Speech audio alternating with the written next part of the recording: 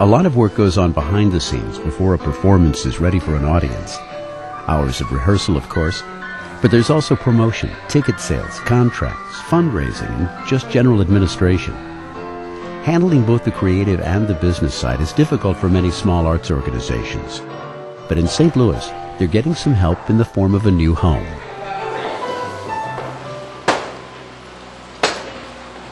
The Centene Center for Arts and Education started back in 2005 with some pretty serious demolition. That's what it took to turn a collection of deserted buildings in Grand Center into a home for a dozen arts organizations.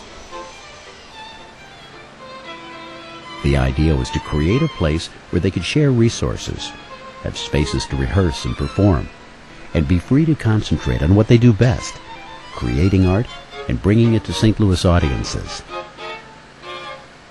But converting this odd, dilapidated collection of buildings into a modern working space for the arts presented some interesting problems.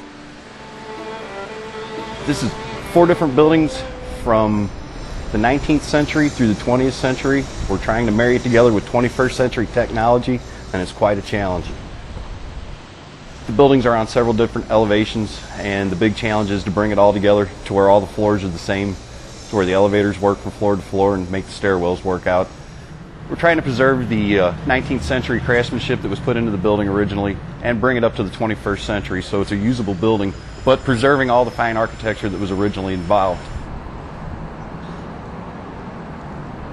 The oldest building in the group was actually built as a dance studio in the 1880s.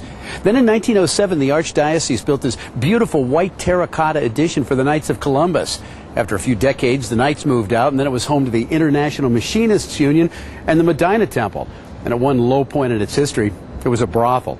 But for most of the past 20 years, it's been vacant, a deteriorating neighborhood eyesore.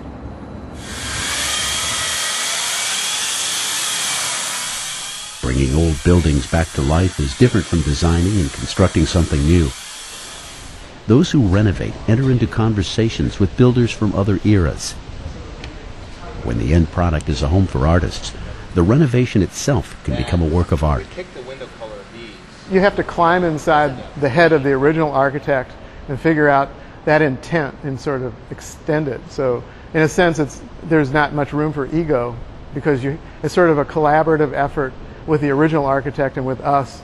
You can feel this energy left over from the people that inhabited these buildings. I mean, it's very real.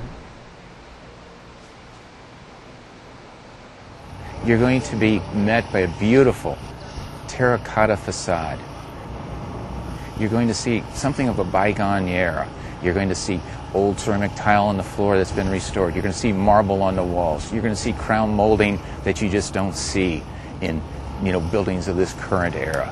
So it's a transformation of bringing some old, beautiful construction up to date and turning it into a beautiful workings area for these performing arts. We're going to keep as many of the high vaulted ceilings in the great rooms that are in the upstairs as possible to give it the appearance of kind of a loft style, kind of the open warehouse building. But there's going to be many, many modern features in the building also. We're keeping the old elevator, the old birdcage style elevator, which is a beautiful piece of ironwork, and we're incorporating a new elevator right next to that, so it'll be a non-functional, but it'll be there for show.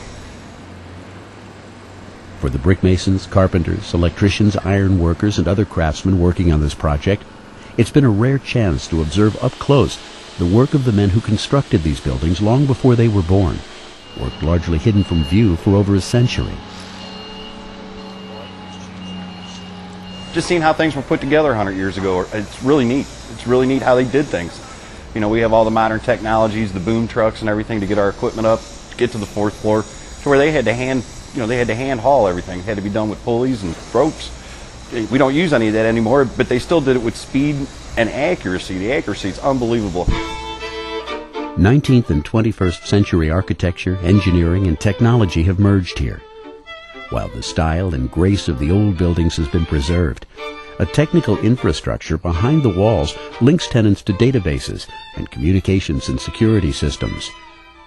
So arts organizations get the tools they need to operate and probably would not have if they were on their own. Computers and software, advice on administrative matters, spaces to store musical instruments, props, and costumes, and places to stage their work.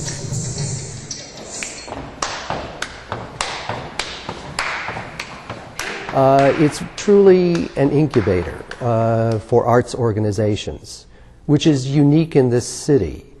It allows a dozen arts organizations to operate and function under one roof, the ability to communicate with each other, and the synergy, the collaborations that result from all of that. They have allowed all the arts to be in one building so that we can share our ideas, share the way that we work, and at the same time, if we're in need of anything that the other one can provide us, we are only a few steps away.